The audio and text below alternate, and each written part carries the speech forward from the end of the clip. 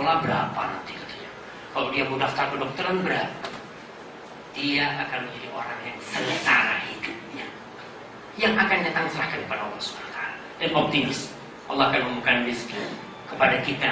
Sebagaimana tatkala Anda sendiri Anda dapat rezeki, ketika Anda menikah rezekinya akan ditambah sama Allah SWT. Ketika punya anak, insya Allah akan Allah berikan tambahan. Begitu pula mereka yang takut pulang dari Saudi. Ada yang takut pulang? Gimana ya? Kalau exit saya ini kerjaan apa? Dia akhirnya di sini kerja, bingung dia, sengsara hidupnya. Dia tinggal 6 bulan exitnya. Yang ada di pikiran dia gimana? Tiap hari dia mikir, kalau exit saya kerja apa? Kata dia dimarahin bapak nanti. Jangan, optimislah dengan apa yang akan datang. Kita siapkan segalanya. Kalau harus keluar dari Saudi, ya kita serahkan kepada Allah SWT. Apa yang akan terjadi kita serahkan kepada Allah SWT. Kenapa? Allah yang ngasih rezeki kita di sini, itu juga yang ngasih rezeki kita di Indonesia. Terbukti. Ya, suatu buktinya kayak masalah rezeki. Saya punya ipar. Ipar itu kerja di Freeport, di Irian Jaya. Akhirnya setelah nikah dia berhenti di sana, gajinya 8 juta. Dia gaji sebagai teknis listrik. Pulang dia bersama istrinya ke kampung. Kerjanya serabutan. Buka tubuh HP. Dia nganter orang butuh urusan apa-apa, urusan kartu yang mati apa dia usahakan. Ditanya sama orang, kau kira-kira sekarang dapat berapa? Ya kalau dihitung-hitung sama. Seperti di Freeport dia dapat di sana. Tapi caranya berbeda.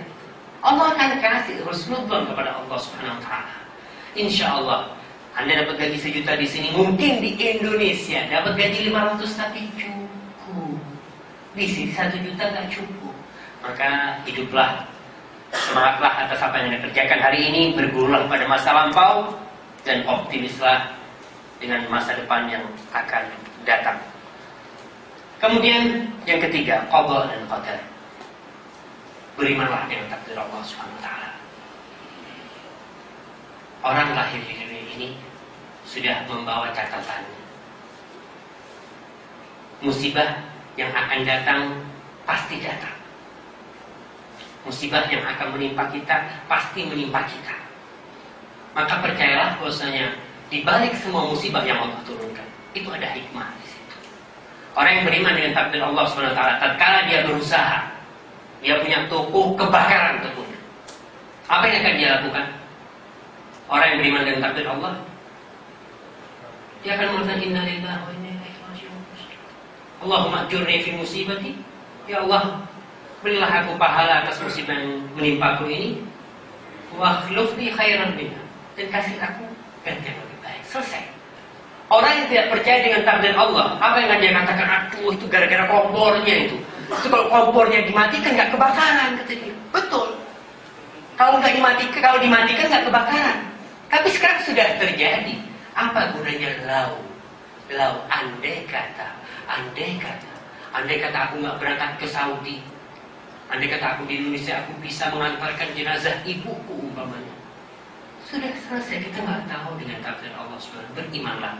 Qul lan yusibana illa ma kataballahu lana huwa maulana wa 'ala Allahi falyatawakkalul mu'minun. Katakanlah tidak akan menimpa kita kecuali yang sudah Allah tuliskan kepada kita. Ada di Jember orang punya anak masih kecil dia. Mungkin anaknya umur 5 tahunan lah. Orang ini kaya, dia punya sarang walet. Tahu sarang walet itu biasanya ada kolamnya untuk memancing ikannya atau gimana memancing ikan. Untuk memancing waletnya supaya senang di tempat itu. Suatu hari dia mendapatkan anaknya sudah ngambang di kolam itu. Bayangkan, anak yang dia cintai ngambang di kolam itu. Dia angkat anak itu sambil menangis. Yang beriman dia, Muslim. Tapi akhirnya dia karena keroposnya iman dia dengan takdir Allah Subhanahu wa Ta'ala. Dia hidup dengan angan-angan dan andai-andai. Andai aku nggak punya kolam, ya, andai kata aku nggak tiara burung walet, anakku nggak akan terjebur di sana. Andai kata aku memperhatikan anakku, andai kata pembantu aku suruh nemenin, andai kata aku menggaji baby sister, andai kata sampai dia stres dan mati dalam keadaan stres. Kenapa? Karena dia keimanan dengan qada dan qadar Allah kurang. Padahal itu termasuk rukun iman yang penting. Orang yang tidak percaya dengan takdir Allah, apa yang dia katakan? Aduh, itu gara-gara kompornya itu. Itu kalau kompornya dimatikan nggak kebakaran, kata dia. Betul. Kalau dimatikan nggak kebakaran. Tapi sekarang sudah terjadi. Apa gunanya lau? Andai kata aku nggak berangkat ke Saudi, andai kata aku di Indonesia, aku bisa mengantarkan jenazah ibuku umpamanya. Sudah selesai, kita nggak tahu dengan takdir Allah SWT. Berimanlah. Qul lan yusibana illa ma kataballahu lana huwa maulana wa 'ala Allahi falyatawakkalul mu'minun. Katakanlah, tidak akan menimpa kita kecuali yang sudah Allah tuliskan kepada kita. Ada di Jember orang punya anak masih kecil ya. Mungkin anaknya umur 5 tahunan lah. Orang ini kaya, dia punya sarang walet. Tahu sarang walet itu biasanya ada kolamnya untuk memancing ikannya atau dimancing ikan, untuk memancing waletnya supaya senang di tempat itu. Suatu hari dia mendapatkan anaknya sudah ngambang ya, di kolam itu. Bayangkan, anak yang dia cintai ngambang di kolam itu. Dia angkat anak itu sambil menangis. Seorang yang beriman dia, Muslim. Tapi akhirnya dia, karena keroposnya iman dia dengan takdir Allah Subhanahu wa Ta'ala, dia hidup dengan angan-angan dan andai-andai. Andai aku nggak punya kolam, ya, andai kata aku nggak tiara burung walet, anakku nggak akan terjebur di sana. Andai kata aku memperhatikan anakku, andai kata pembantu aku suruh nemenin, andai kata aku menggaji baby sister, andai kata sampai dia stres dan mati dalam keadaan stres. Kenapa?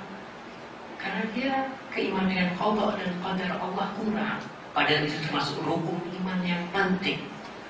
Kata Allah Subhanahu wa Ta'ala, ma asaba min musibatin famin Allah. Apapun musibah yang menimpa kalian itu dari Allah Subhanahu wa Ta'ala. Sudah kita serahkan kepada Allah Subhanahu wa Ta'ala. Karena andai-andai tidak akan membalikan hidupnya anak. Yang sudah terjadi, biar terjadi. Anda harus maju ke depannya, sudahlah. Takdir Allah, sekarang aku akan berusaha kembali. Dan insya Allah dengan seperti itu Anda akan mendapatkan kebahagiaan. Kemudian, jangan pernah merasa orang yang paling susah di dunia. Ada orang yang Allah, aku ini paling susah koyo itu dia.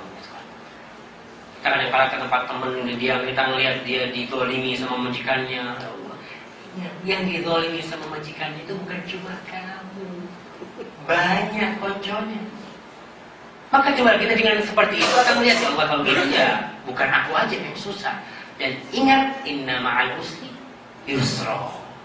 Setiap kesusahan yang Anda dapati, ingat pasti di baliknya ada kemudahan.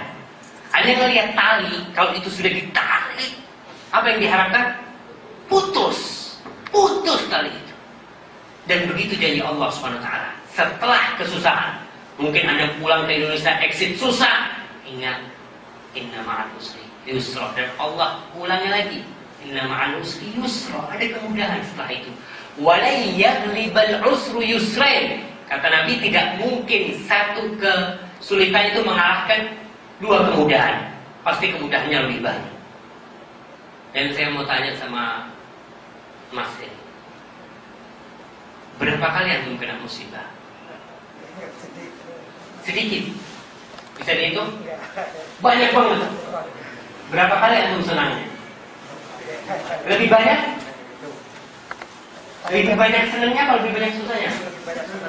Lebih banyak senangnya. Tetap orang yang kena penyakit gula, Umpamanya dia umur 60 tahun, tuh saya nggak boleh minum gula. Berapa tahun kau nggak boleh minum gula? Mungkin kalau umur 63 tahun, 3 tahun, 60 tahun bisa gitu kan. Ingat, inna ma'al usri yusra. Kita kalau ingat seperti itu, nggak ada musibah yang berat. Karena kita tahu kadang-kadang musibah itu menyebabkan kita sedih, susah, sehingga tidak berbahagia. Kalau Anda ingin berbahagia, ingat kepada janji Allah SWT, inna ma'al usri yusra. Dan ingat, apabila Allah cinta kepada hambanya, apa yang Allah akan lakukan? Ibtalahu. Allah akan uji dia supaya dia dekat sama Allah Subhanahu wa taala. Anda lihat, mungkin sebagian dari Anda lama nggak berzikir kepada Allah Subhanahu wa taala. Ketika anaknya sakit, kemana dia berlari? Ke masjid. Orang-orang pada pulang, dia masih berdoa. Allah ingin memberikan nikmat lebih kepada orang itu. Rasakan nikmatnya berdoa ketika dia butuh sama Allah dan harus kasih musibah. Karena banyak orang nggak berdoa kecuali kalau kena musibah. Ya Allah, anakku mau masuk S1 umpamanya. Apa yang dilakukan bapaknya? Berdoa, ya Allah, mudah-mudahan diterima ya Allah. Maka dengan ujian-ujian dalam kehidupan ini, orang itu akan semakin berbahagia kalau dia beriman kepada takdir Allah dan dia tahu inna ma'al usri yusra. Yang keempat, entah yang keempat atau yang keberapa? Jadilah pemaaf.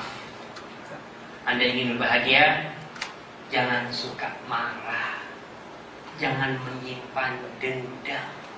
Orang yang menyimpan dendam adalah orang yang tidak berbahagia. Orang yang suka marah adalah orang yang susah dan sengsara. Antum sekarang kalau ngelihat di kampung atau kenal orang yang suka marah, antum melihat wajahnya gimana? Suram terus. Antum jangan jadi seperti itu. Ketika datang seorang sahabat kepada Nabi minta nasihat, apa kata Nabi? La taghdab, jangan marah. La taghdab, jangan marah. Nabi kasih nasihat aku, la taghdab, jangan marah. Dan itu salah satu tip agar kita berbahagia. Jangan suka marah. Jangan suka ketika ribut sama istri. Kata orang Arab, yaj'alul habbah hubbah. Dia membuat gandum itu seperti kubah yang besar. Masalahnya sedikit, ya sudah. Masalahnya momen istrinya masak nggak enak gitu lah. Jangan ribut, kau ini masak nggak enak, kemarin juga nggak enak, kemarin nggak enak.